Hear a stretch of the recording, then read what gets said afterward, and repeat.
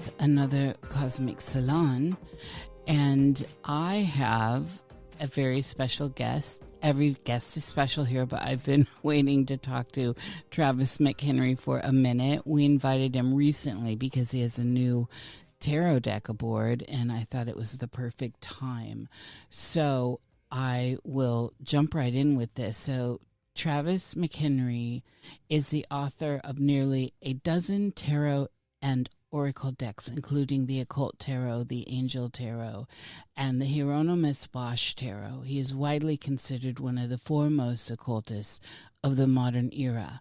Travis studied anthropology and theater in college before serving as an intelligence analyst in the United States Navy, where he utilized his skills as a researcher to track terrorists. He brought his same tenacity to this investigation into the origin of the tarot, leading him into the tombs of ancient Egyptian nobles and rare book collections around the world. After living in Los Angeles for many years, Travis now divides his time between his hometown in rural Pennsylvania and São Paulo, Brazil. And so I'm going to start this off with saying I have several of Travis's decks. I got on board with the Hieronymus Bosch campaign and got the best one I could get that was available, and am so thrilled, and we'll talk about that. And then I got the Oracle of Heaven and Hell, a daily user for me. I pull a card from that every single day.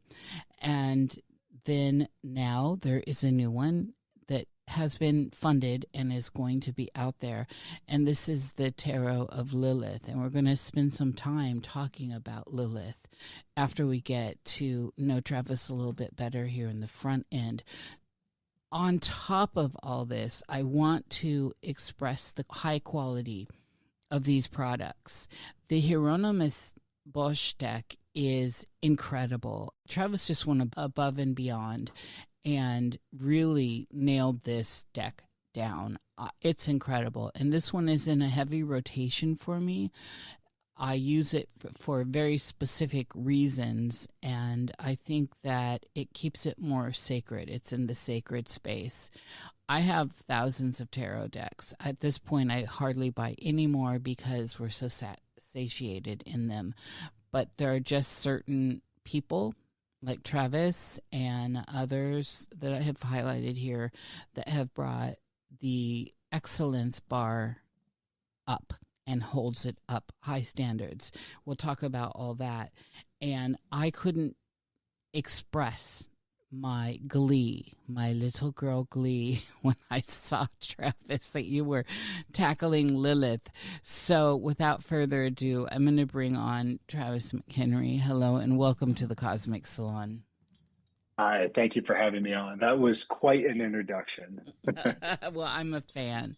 So this is thrilling. So there's a few things that I was surprised to see because I've just purchased your cards and not really looked into you ever. And I should have known this. I mean, it's obvious that you're a high-level scholar and what you do is high level, but I had no idea this military background of yours. And then what is it? The Antarctica, what is this? Where is it? I love it. Meet the Grand Duke of West Arctica. Yeah, I'm that's me. most intrigued. This just, it perked my eye up, and there's a rather dashing images of you in your regalia and all that. So I'm excited to talk about this with you as well. So let's just get right into it. Who are you, Travis McHenry? I am a little bit of everything you just mentioned. Yeah, the background is pretty deep, and people often say they just wanted to get to know me a little bit, and it turned into this huge rabbit hole. I have a friend, her name is Katie Townsend. She's a voiceover actress for a lot of video games. And every time I post something on Instagram, she says, "Who are you?" And we've known each other for almost 15 years now. She still doesn't have all the layers of the onion peeled back. I'm sure. I was talking with Lady Babs, my genealogist, and I said, look at this lineage in Pennsylvania. The fact that your family is still located there since, I think, the 18th century, let's Yeah. start there. I'm so happy to hear this when families hold down the fort. So, yeah, my family came from Northern Ireland. We were sort of a minor noble family in Northern Ireland, and the McHenrys were Presbyterians, actually. So they didn't 100% get along with the Catholics or the Protestants. So they decided to leave. John McHenry was the one in 1724, I think, came over to the United States and initially settled in New York State. And then his son, Daniel McHenry, took an axe and some supplies and his wife and literally like walked down to the area of the Fishing Creek Valley, which is here in Pennsylvania, and chopped down a tree and put a log cabin there, and his rest of his family eventually settled there and really founded the area where I still live today. So every one of my ancestors has fought in some major American war. Daniel's son fought in the Battle of Red Bank in the Revolutionary War, and the McHenrys were rewarded for their service with a large plot of land, which of course has mostly been sold off over the years. But the spot where the log cabin was built now there's a house there. It's of course that log cabin's long gone. But my dad eventually came into quite a bit of the property that was on that land. I think it's about 4 or 5 houses, plots of land. And yeah, I have, because I'm the oldest son, I'm like obligated to take over the stewardship of it after my dad passes. I think this is so wonderful. And this speaks to a lot of stuff about heritage, and especially in the old world, all the spaces in the old world, not just European, and how we can become part of the place. The space takes on our energy as we take on that energy. And this whole metaphysical idea of what can happen when long genealogies are in tune with the land, when your blood, sweat, and tears is there, and the spirits of place become more significant. And this is one of the things I love all the way through Appalachia, by the way, is some of that, the high and the low of it.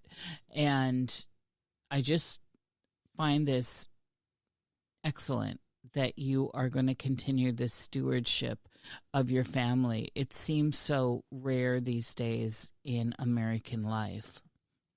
It is. People move, we're sort of a very transient nation in general. If you grew up in a city, you tend to want to live in the suburbs or a rural area.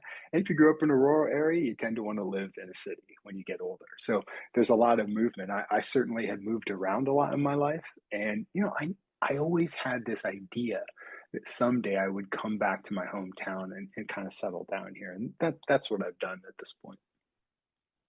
Well, I think that the spirits of place are definitely happy you're there. You are the blood of the blood there. I'm kind of going through this background stuff a little fast because I can't wait to talk about the current project. But this thing that intrigued me the most, the Grand Duke of West Arctica, let's talk about that. I am loving this, what I'm seeing, and see what is going on with this? Okay, so in 2001, I discovered that a part of Antarctica was unclaimed by any major nation. It's basically all of Western Antarctica is unclaimed. And I thought, well, what if I claim it as an individual? This could be something different. And so I wrote letters and sent them out to 9 different governments and also the Antarctic Treaty Secretariat, which is managed by the United Nations, saying, hey, I'm claiming this section of Antarctica as my own country. And that was now almost 25 years ago. So I've managed it as my own country for almost 25 years, and nobody has ever challenged it. No government ever came out of the woodwork and said, hey, you can't do that. And so I later discovered there's a whole community of people who have done similar things. And this community dates back to really the 1950s. For example, somebody claiming their bedroom as a sovereign nation, or my friend Kevin out in Nevada, who has claimed his essentially backyard and house as a sovereign nation. And so there's a certain amount of playfulness in it and a certain amount of understanding. Yeah, the United States is never going to recognize somebody's bedroom as a sovereign country or their backyard as a sovereign country, but it doesn't hurt to try. And so I've joined this community now of micronations, and they exist all over the world. And it's given me some really incredible opportunities. And then in 2014, I was going to sort of shut it down because I didn't feel like there was a reason for it anymore. And it occurred to me that I could sort of convert it into a 501c3 corporation that was devoted to climate change and climate awareness and supporting climate research. So that's what I did, because Antarctica is one of the most fragile environments on planet Earth. And, the West Antarctic ice sheet is on the tipping point of melting and falling into the ocean and causing catastrophic sea level rise. So that's really what West Antarctica became. It shifted from being this sort of fun hobbyist project of me having my own country to a very serious nonprofit organization devoted to fighting climate change and educating the public about climate change. Well, also, this is a very savvy legal move, I might add. Yes. I'm well aware how all that works. And then moving right along, another thing I did not know about you is that you are the editor-in-chief of Occult Encyclopedia. In fact, you created it. This is fantastic as well. What's going on here? Okay, so I have an obsession for knowledge. I have come to realize I'm probably on the autism scale in some way. And the collection and organization of information is something that ever since I was a young child has been of interest to me. And at some point, I realized like Wikipedia just wasn't cutting it. I wanted a Wikipedia that would treat occult topics and esoteric topics with a certain amount of reverence and seriousness, rather than just saying, oh, this is an alleged skill, or these supposedly are true stories. I wanted to come at it from a much more serious and practical perspective. So I started creating and building the Occult Encyclopedia for that purpose. And it's turned into something big. It's huge. The site is, I've doubled the server capacity twice now. I actually need to even increase it further because it's experiencing so much traffic it gets shut down quite a bit. Well, this is a service to the greater collective. Again, this seems to be one of the things you do. And this was much needed, as you know, because it's growing. I have used it myself. So I was so tickled when I saw this. I was like, well, look at this, Travis. Yeah. The community, the esoteric and spiritual community, the witchcraft community, the occult community, they've been so good to me over the past, 7 or 8 years that I've been doing this, supporting me and, giving positive feedback, giving positive criticisms when I need them. And I feel like so grateful to the community that I wanted to create this as a resource that I could give back. It's totally free. Anybody can use it. Yeah, and that's what's great. And see, just jumping back to prior conversation bits about the sovereign bedroom, the sovereign space. Sovereignty is a very important point, and I dare say a lot of people are not quite aware how deep that well is. Let's put it that way. And declaring something in that way, metaphysically, spiritually, and imbuing it with magical intention is old, but it is something I think a lot of modern, and I say this from looking around, and there's a lot of stuff going on in the modern occult that I find really distasteful, but this idea should be at the core of anyone's life. Sovereignty, the idea of it as a spiritual set within yourself, and then to declare the circle, the blood acre, the compass, etc., around you as part of this domain that you rule over is sound magic, in my opinion. And so I see you doing that both on your personal endeavors in this realm, and then I see this happening with this stuff out here that I just learned about today, how you are emanating outward, and you're emanating outward that's creating a positive causality in the world. And so it really shows. I always say the proof's in the pudding, and there's no chalky undertaste here. Thank you. I appreciate that. I say that too. And I agree with you completely, by the way, in terms of each individual should really establish their sovereignty, a sovereign spiritual practice. But that doesn't mean you have to be isolated. It doesn't mean you are not able to be a part of the greater spiritual community. You can be a member of a coven or a member of like an occult fraternity, like the Golden Dawn, for example, but you need to maintain some element of your own sovereignty. You can't just turn your will over to the leader of that organization, or you're going to lose yourself in it. Yeah, absolutely. And this is where balance and finding the center line is. This is where doing the actual internal work comes to play. But just getting your mind around this idea helps with that ultimate calibration. And so lastly, before we move on to this is all juicy though. I could get on with any of this for quite a while with you.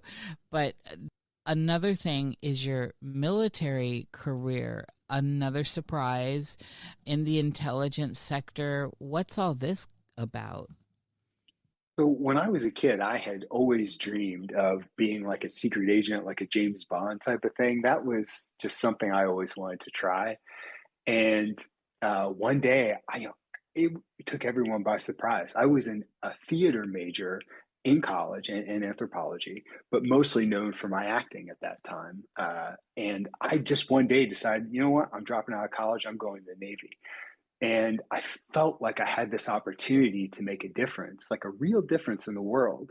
And I didn't know it for sure. I didn't have some kind of precognitive thought, but there was something in my gut that said, there is change coming. There's going to be a big event. I need to be in the middle of it.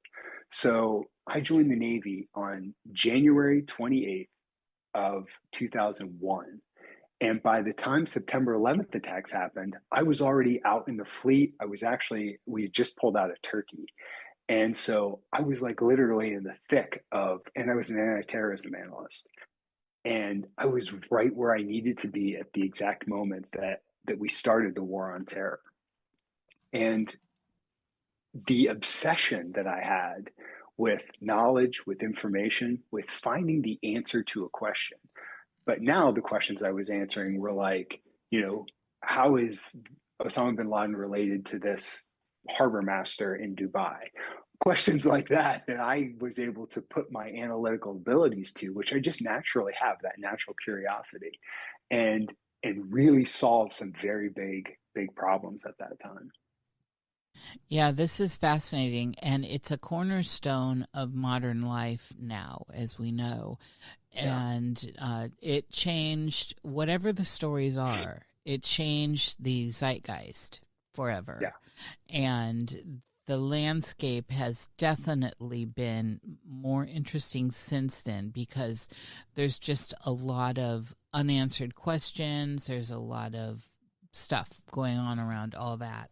But we're not going to digress into that. So I want to look at the meat of this particular chat, and it's going to follow this suit.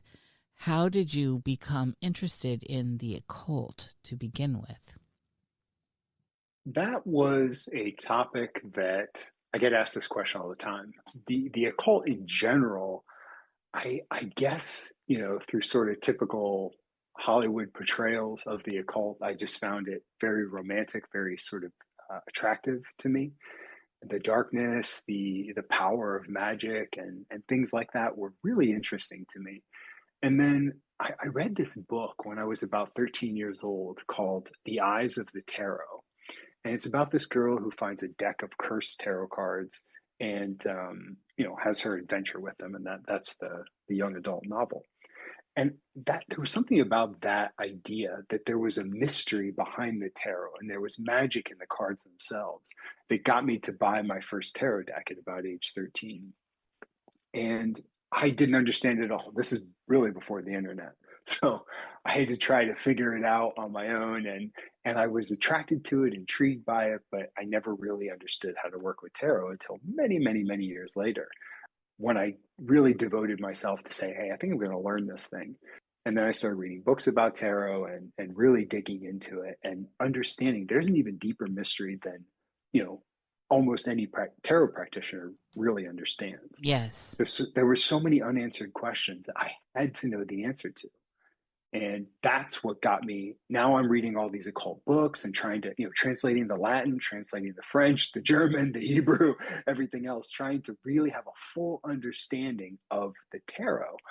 And that really was my sort of gateway or portal into the greater occult traditions, which I knew nothing about before I came to this. What was that first deck?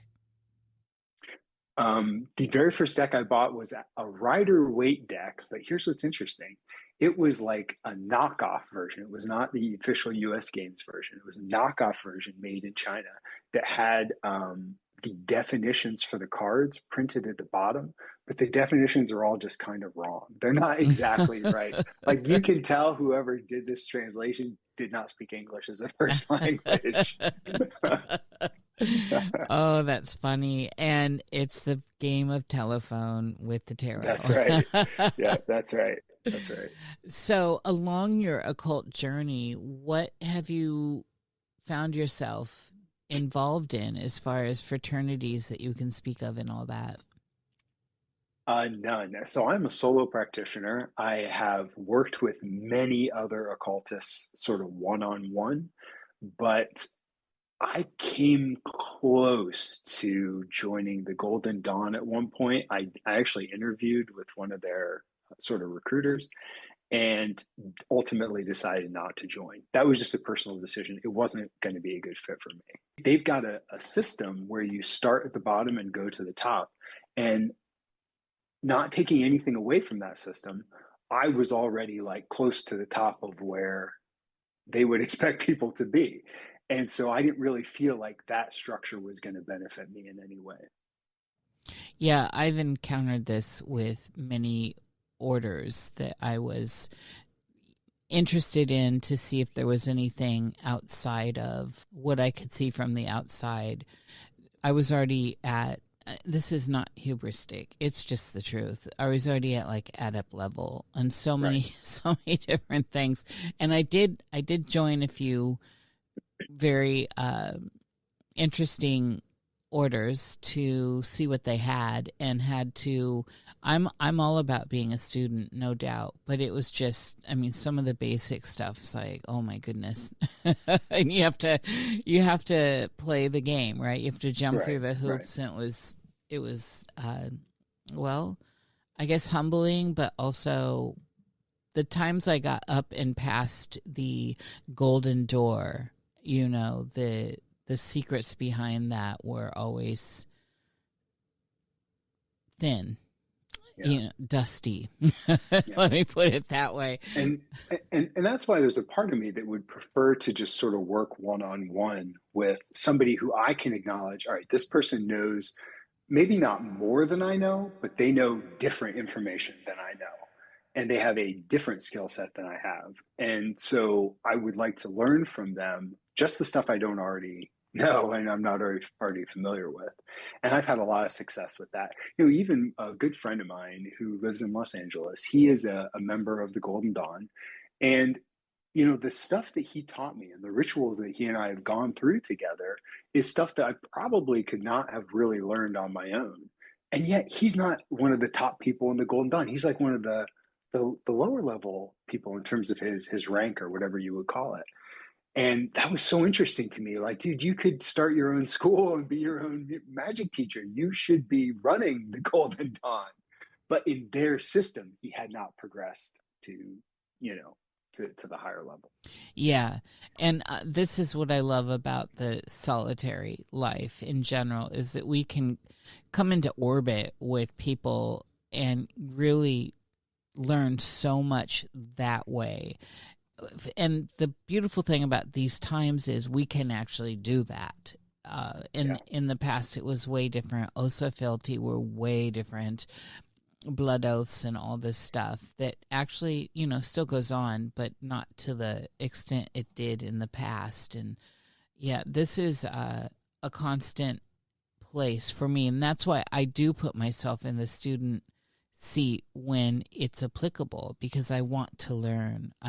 This whole journey here in the realm is about seeking more information, more knowledge, adding to this lexicon that is me on my journey in my personal way. Because in the end, it's you against the feather of truth, your heart against the feather of truth. Yeah, that's right. And I think so many people lose sight of that. There's a million choices you can make, free will, agape, all that. But at some point, there is one thing you're going to be meeting, and that is the veil. And so for me, the bigger picture here has always been the womb is the great void.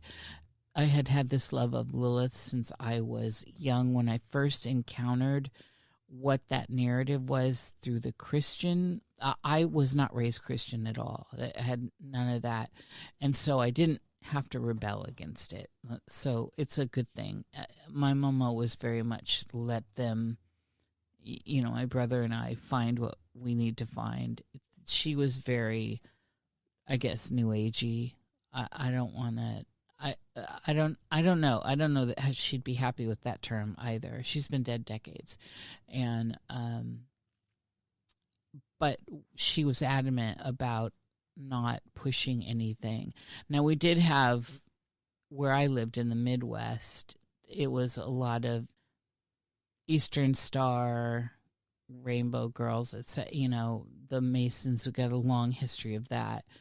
But again, that is actually, those are not what people think they are. Even the dark stories are not quite the same as what people think they are. There is a there, though. But Lilith, encountering this idea of a first wife of Adam and exile and rebellion, this spoke to my little Gen X heart. And then understanding that there was another pathway, and that, as I had talked in my last chat with Manon, there in the Bible, unbeknownst to me at the time, there were these others in the garden. There's the Garden of Eden and all this, and there are others. And this was a fascinating point for me. And so I was always feeling the Lilith vibe, the Lilitu. And this became kind of a pole star for me. And it opened up the realm of greater goddesses in general. And I'm broad stroke with it all. I think the great void is the womb. And, I've gone on ad nauseum about all this, so I'm not going to drag you down into that, because I've got you here to talk about this stuff. But she's very special and very, very misunderstood, and just like one would expect from the old to the new gods and goddesses, met with such a demonic, crazy transfiguration. But for me, looking at this with long legs, I think this adds to such an incredible patina that she now has. And for me, she fits into the crone range of ideas. She's a wise one. She's a powerful one. She is a rebellious one. And this energy is really a lot about what the crone is. And the crone takes on many faces. And the crone does not have to be a hag, a baba somewhere. And the crone can be enticing and beautiful, but she is also the void. She is the black womb.